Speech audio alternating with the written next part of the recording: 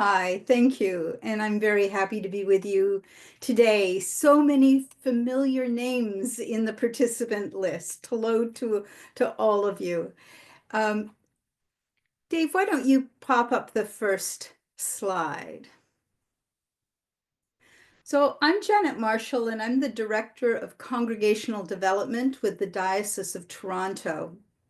Now, the Diocese of Toronto is the largest urban and the largest rural diocese in Canada. And by number of congregations, it's reputedly now the largest diocese in North America.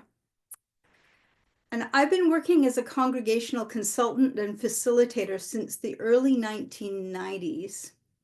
I was there for the very first days of Fresh Expressions and the beginnings of missional conversations and that kind of language and the experiments that started. And I've spent years helping shepherd people's inspirations through to implementation and evaluation. And the Diocese of Toronto's invested heavily in teaching and piloting a wide range of missional expressions. These have included church plants, some in buildings and some without a building, training for missional ministry leadership with clergy and lay people in parishes, and we have invested millions of dollars in a number of grant programs that fund missional initiatives, from the small, the under $5,000, our REACH grant program, through to the quite large, where we've invested hundreds of thousands of dollars over multiple years to start new ministries. So over all that time, there's not much I haven't seen. And now I'm part of the generation that's more often experienced as the block to the new and creative. And I have felt for some time that the purpose of my ministry with God's help is about helping create an environment, opening a space within the inherited church that can welcome and resource what's emerging with curiosity, generosity, and patience. Over the next few minutes, I'm going to touch on three aspects of the season we are now in. Three aspects of blocks, walls, and chasm when tradition responds to missional new ideas. Because we're in a season of transformation that's being propelled at speed right now. And it's being propelled by contextual, structural, and generational transitions. So the three aspects I'm going to take a look at, the three lenses are going to be the COVID effect, the survival instinct, and the dreamer planner gap. And then I'll touch briefly on one pathway I can see towards creating space and inviting God's new thing within the inherited church. Okay, Dave. Next slide. So in Canada, we had extended periods of lockdown through COVID. And after we started gathering again, one of the things we noticed is that mission, missional ministry, fresh expressions, whatever you want to call it, dropped off the page. Our creativity during COVID was focused on holding the community together and the digital pivot. Now, there was a whole lot of delight in learning that we could keep the community connected through moving to digital and other forms of communication to express our ministries. We learned that geography, illness, and time were all no longer a barrier to our being in ministry together in this online community. we learned and delighted in new ways of coming together that technology afforded us for liturgy. Remember the Dean of Canterbury's morning prayers? I mean, just thousands of people connected with that. Noonday prayers with candles, morning prayers, Bible study, book study, fun, social gatherings. All of these things exploded as we learned how to work with Zoom and meet together. And we reveled in this. But we found afterwards that people didn't identify this as missional. They were not using that perspective, that lens, that language. Rather, it was about a pivot. It was about keeping our communities that we knew together, connected, and functioning, at least in some way, as church as we knew it. So basically, this ministry during COVID was about the health and spiritual well-being of isolated people that mostly we knew.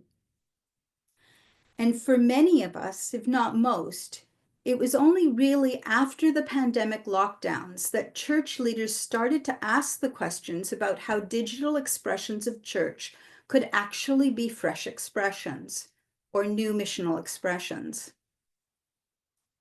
It was stunning how after the lockdowns lifted and we were taking stock, missional church was simply not on the page. In fact, in the Diocese of Toronto, we did an incredibly consultative process of strategic visioning for the next few years of the diocese. We talked with thousands of people in parishes across the diocese and asked them about what they were seeing for the future of church, what they were hoping for and dreaming about, where was God inspiring them. And missional church was not mentioned. Very, very rarely. We had to put it in. So it's like we're starting again in this work. And there's both frustration and advantage in this need to kind of reboot, this need to restart, because we learned a lot from our previous missional endeavors. And this is really priceless learning. We can build on where we got energy and where we found life and where we found the Spirit most at work, and we can leave behind things that actually didn't bear fruit. And we're looking, and while we are doing this, we are also needing to remember that we're working to rebirth missional imagination in the context of a church that's still dealing with the shock and trauma and effects of the pandemic. We're still unpacking this, taking stock of who and how we are now, and how this is obviously and subtly different from our expectations of who we thought the church was. And this is all very connected with the length of time we were in lockdown and apart from each other. The second lens is the survival instinct. Dave, next slide, please.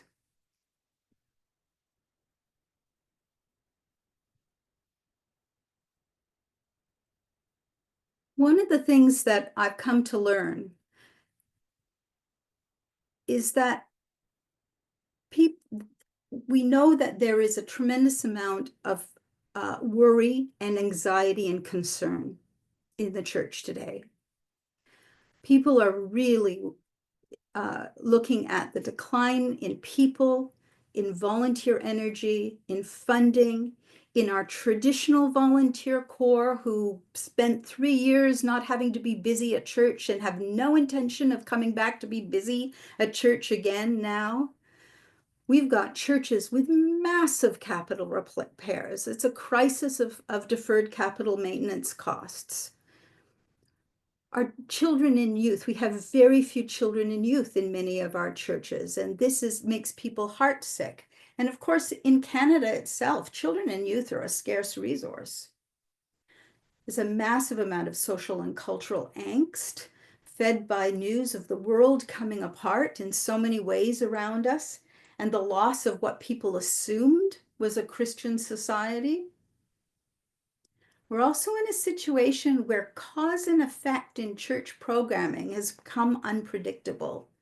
Used to be that if we ran a program that we would know who might come or how it might be taken up. But that's just not the way right now. We don't know what's going to happen when we try things. So we're in the middle of tremendous loss. But the way the tremendous loss is being experienced by leaders in the traditional church is a profound fear that it's coming apart on my watch, that it's going to fall apart on my watch. This is way deeper than just being protective or stubborn. This is survival at a very, very basic level that people are worried about. And what's coming apart on their watch is a church that fed and nurtured and nourished them, that they have invested often a lifetime of volunteer energy and financial resources in making work. And they can remember a time when it did work, or at least it seemed to. So we're talking about people who are really very scared that it's going to fall apart. And all the pressures to fix it are likely going to the same place and the same people in the structure that you're trying to get support from. So the people you're trying to get support from are also being pressurized by people who are sometimes quite literally begging us to fix it for them. So what does this mean? Dave, the next slide. Means that we've got a system that's functioning out of its lizard brain. And what do we know about lizard brains? Well, lizard brains are all about survival. Lizard brains are not imaginative, and in fact, they block imagination. Lizard brains jones for security and assurances. They want simple answers to complicated questions, and lizard brain will protect us from anything we don't already know or are familiar with. Lizard brain survival instincts make it much more difficult to listen or absorb new ideas and inspiration. We know that even in anxious times, we know that even at the best of times, our church leaders can often not imagine what they haven't experienced. And the lizard brain makes that worse. That kind of protectiveness makes it worse. I can't